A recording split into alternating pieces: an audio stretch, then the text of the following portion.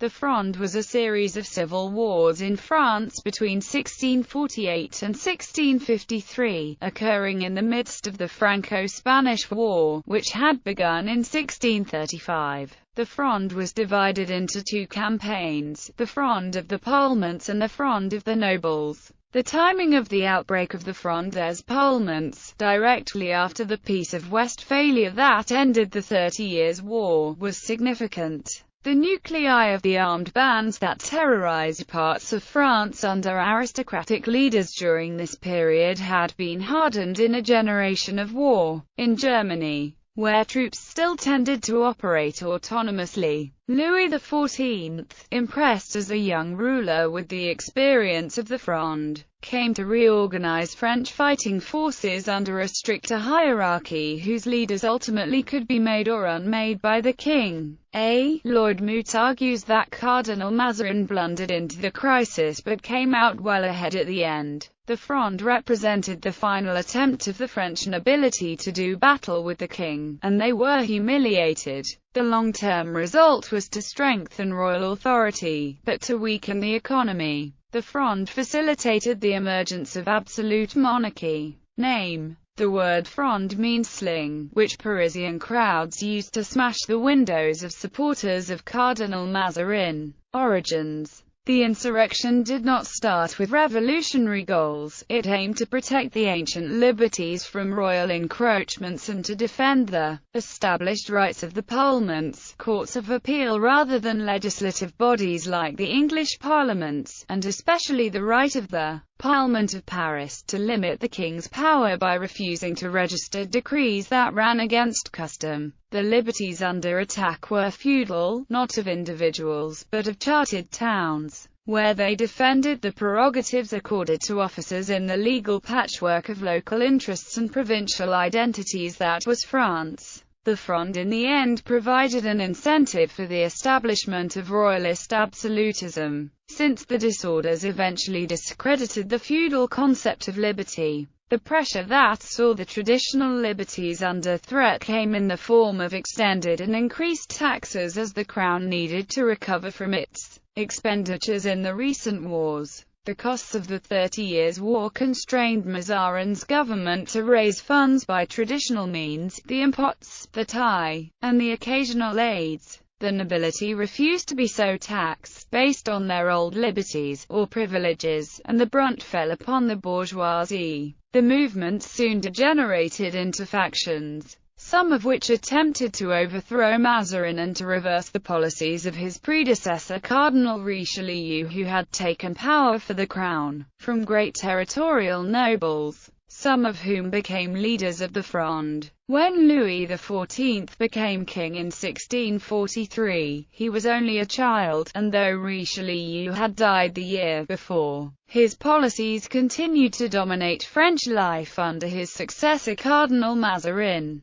Most historians consider that Louis's later insistence on absolutist rule and depriving the nobility of actual power was a result of these events in his childhood. The term Fronde was later used to refer to anyone who suggested that the power of the king should be limited, and has now passed into conservative French usage to refer to anyone who will show insubordination or engage in criticism of the powers in place. First Fronde, the Fronde Parlementaire. In May 1648, a tax levied on judicial offices of the Parlement of Paris provoked not merely a refusal to pay but also a condemnation of earlier financial edicts and a demand for the acceptance of a scheme of constitutional reforms framed by a united committee of the Parlement, composed of members of all the sovereign courts of Paris. The military record of the First Fronde is almost blank. In August 1648, feeling strengthened by the news of the Prince of Condé's victory at Lens, Mazarin suddenly arrested the leaders of the Parlement, whereupon Paris broke into insurrection and barricaded the streets.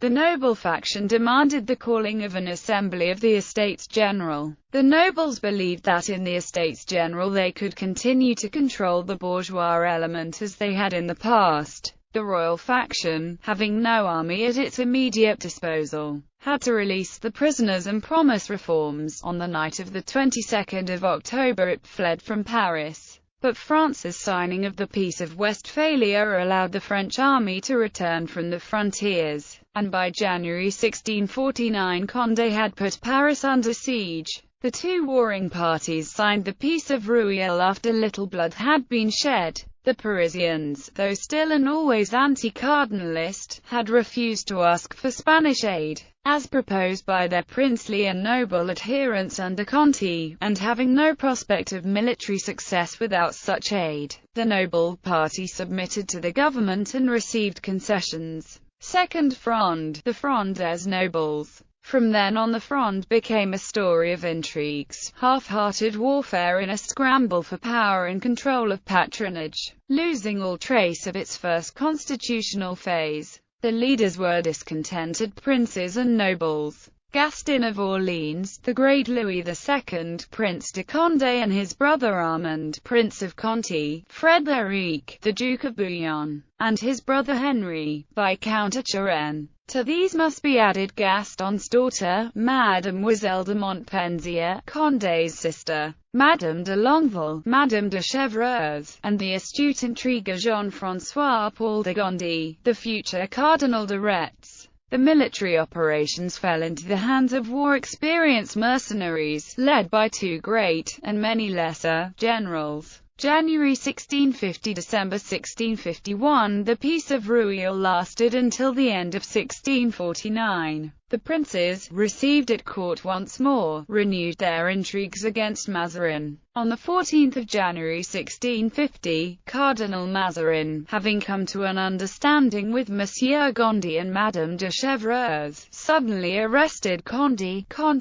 and Longueville. The war which followed this coup is called the Princes' Fronde. This time it was Turenne, before and afterwards the most loyal soldier of his day, who headed the armed rebellion. Listening to the promptings of Madame de Longueville, he resolved to rescue her brother Condé, his old comrade in the battles of Freiburg and Nordlingen. Turenne hoped to do this with Spanish assistance. A powerful Spanish army assembled in Artois under the Archduke Leopold Wilhelm, Governor-General of the Spanish Netherlands. But peasants of the countryside rose against the invaders. The royal army in Champagne was in the capable hands of César de Choiseul, Comte du Plessis-Praslin, who counted 52 years of age and 36 of war experience, and the little fortress of Guise successfully resisted the Archduke's attack. At that point Mazarin drew upon Plessis-Praslin's army for reinforcements to be sent to subdue the rebellion in the south, forcing the royal general to retire. Then Archduke Leopold Wilhelm decided that he had spent enough of the King of Spain's money and men in the French quarrel. His regular army withdrew into winter quarters, and left Turenne to deliver the princes with a motley host of Frondeurs and Lorrainers.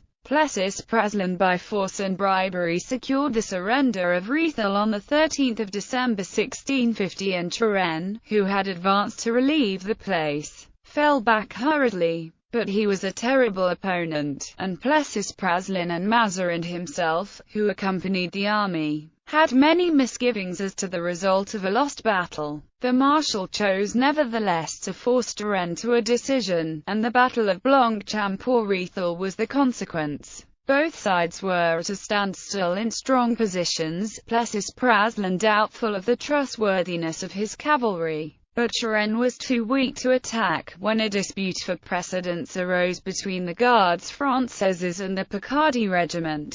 The Royal Infantry had to be rearranged in order of regimental seniority, and Turenne, seeing and desiring to profit by the attendant disorder, came out of his stronghold and attacked with the greatest vigor. The battle was severe and for a time doubtful, but Turenne's Frondeurs gave way in the end, and his army, as an army, ceased to exist. Turenne himself, undeceived as to the part he was playing in the drama, asked and received the young king's pardon, and meantime the court, with the Maison du Roi and other loyal troops, had subdued the minor risings without difficulty. Conde, Conti, and Longueville were released, and by April 1651 the rebellion had everywhere collapsed. Then followed a few months of hollow peace and the court returned to Paris. Mazarin, an object of hatred to all the princes, had already retired into exile. His absence left the field free for mutual jealousies, and for the remainder of the year anarchy reigned in France.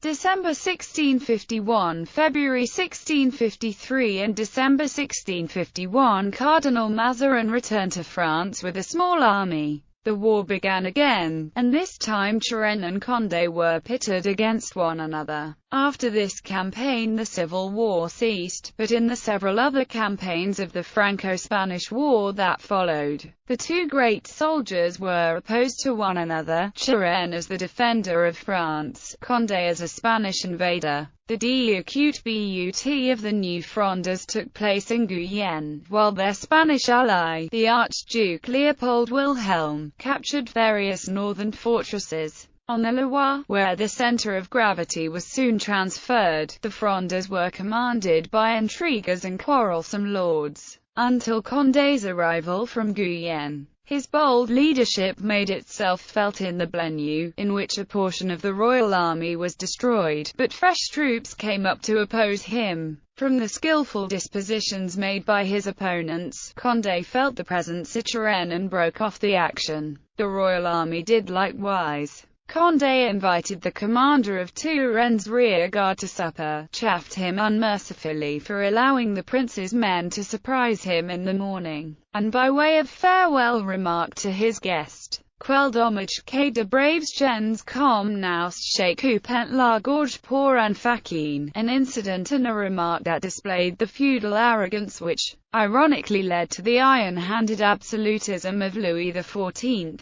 After Blenheim, both armies marched to Paris to negotiate with the Parlement, Biret and MLA de Montpensier, while the Archduke took more fortresses in Flanders, and Charles, Duke of Lorraine, with an army of plundering mercenaries, marched through Champagne to join Condé. As to the latter, Turenne maneuvered past Condé and planted himself in front of the mercenaries, and their leader, not wishing to expend his men against the old French regiments, consented to depart with a money payment and the promise of two tiny Lorraine fortresses. A few more maneuvers, and the royal army was able to hem in the Frondes in the Faubourg Street, Antoine with their backs to the closed gates of Paris. The royalists attacked all along the line and won a signal victory in spite of the knightly prowess of the prince and his great lords. But at the critical moment Gaston's daughter persuaded the Parisians to open the gates and to admit Condé's army. She herself turned the guns of the Bastille on the pursuers. An insurrectionist government appeared in Paris and proclaimed Monsieur Lieutenant General of the realm. Mazarin, feeling that public opinion was solidly against him, left France again, and the bourgeois of Paris, quarreling with the princes,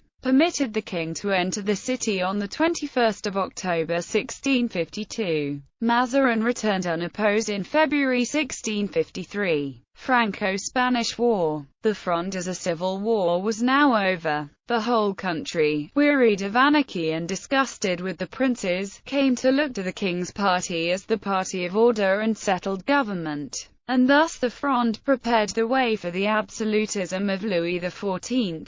The general war continued in Flanders, Catalonia, and Italy wherever a Spanish and a French garrison were face to face, and Condé, with the wreck of his army, openly and defiantly entered the service of the King of Spain. This Spanish Fronde was almost purely a military affair. In 1653 France was so exhausted that neither invaders nor defenders were able to gather supplies to enable them to take the field till July. At one moment, near Péronne, Condé had Turenne at a serious disadvantage, but he could not galvanize the Spanish general Count Fuensaldana, who was more solicitous to preserve his master's soldiers than to establish Condé as mayor of the palace to the King of France, and the armies drew apart again without fighting. In 1654 the principal incident was the siege and relief of Varus. On the night of 24-25 August, the lines of circumvallation drawn round that place by the prince were brilliantly stormed by Turenne's army,